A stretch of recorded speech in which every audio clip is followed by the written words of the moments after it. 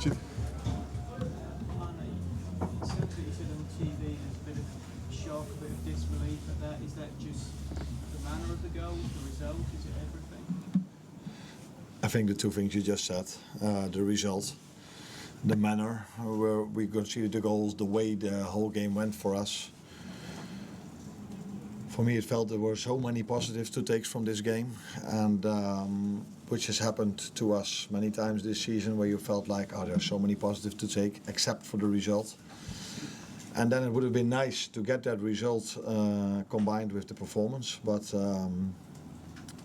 not for the first time this season. We've conceded goals, dropped points from the same pattern. I'm looking at it now. A set piece, a VAR intervention that leads to a penalty.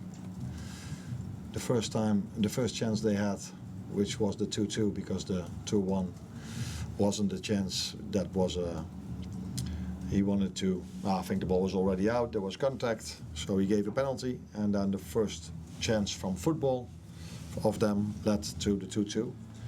And then we had a fantastic attack to the 3-2. What we have to do to score a goal is doing many things right, but unfortunately we concede too easy. That's maybe the right word. I wouldn't say too easy, because we hardly give away a chance, but when we do, it's a goal.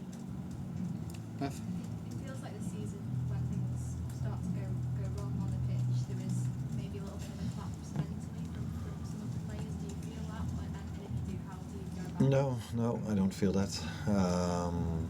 Although it's never nice when you're 2-0 up and you control the game. I think we even had the chance to go 3-0 up with Cody in the counter-attack.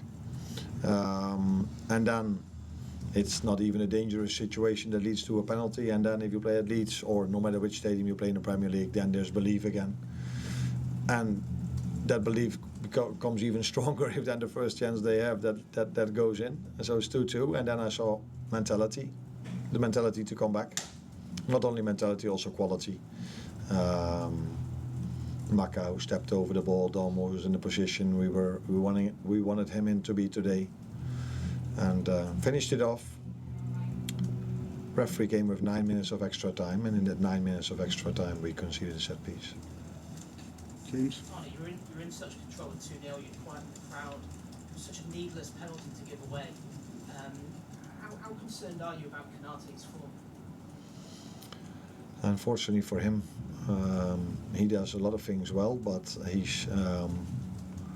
he has been a bit too much on the crime scene, and that is something I've heard people saying before in England. So that means that he's been involved in goals we've conceded. But yeah, if you are a centre back, that happens in football. Today it was a tackle that came from effort. He tried to do everything to block the cross. The ball went out, the player already went down a little bit, and then there was contact. That was obvious and clear that there was contact. Now, the question is, should the VAR have interfered for that? That is, probably a lot of people will say that's correct. But these same people should look at some games we've played this season where the VAR didn't come in moments like this. Just when you watch that set piece again for the 3-3, that's 10 goals conceded now from set pieces in the Premier League this season. Is that a problem with the setup, or are players just not doing what you're asking them to do in set pieces? It's so much more than you can expect if you look at what to expect from a chance. Do you know then what I mean? So we're talking always about expected goal value. So if you look at that, we haven't even conceded that much from set pieces, but to concede in reality 10, I don't think there's any team in the world that can be in a higher league position than we are if you concede 10 set pieces, and have not scored in the Premier League once, unless you count that Dominic free kick. Maybe the West Ham, maybe one then, West Ham second phase throw-in. Yeah, then it's hardly impossible to be on a higher position or having more points than we have if you concede so many of those. But for me it's not a setup, because it's the same setup as we had last season, where we hardly not conceded at all in the first half of the season. And in this setup there are a lot of similar players that are mainly important. So yeah, tell me what it is. Yeah, if I tell you now it's bad luck, then you would probably say maybe that's a bit that's a bit too much after 15 games. 15 games, yeah. Yeah. Towards the end of the game, there was one or two chances. I think in particular the Gomez one where he's come through. It looked like he had a chance to go in one-on-one, but then he seemed to change his mind and go towards the corner. Was there perhaps a mistake there in hindsight with the game management towards the end? No. That had nothing to do. His first touch wasn't perfect, and that's why he thought I cannot go in front of him anymore. Maybe that's also if that would have been Alex or Hugo or Dom, who are attackers, then you get a different first touch than from a centre back that can play as a fullback. So even after the 3-3, I think we had the biggest chance with Virgil's header. So again, mentality, but again, not the result we wanted from that set piece. You mentioned a minute ago about the 9 minutes at a time. Is that something you disagreed with, or were you happy that was an accurate amount? I was really happy with the 9 minutes extra time. No, of course not. No, of course not. What can I say? Everything I say about that is not the right thing to talk about if you've been 2-0 up, 3-2 up, and it goes to 3-3. I should talk about these things if we win a game of football. Yes. Given you twice in the league and seeing out the win, about how much harder for you is it to take that result, given the good performances from individuals and whatever?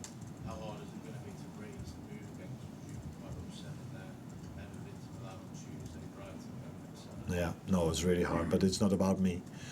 It's about what the players feel. It's about what the fans feel. What everything, everyone that loves this football club feels. And I think we all feel the same at this moment.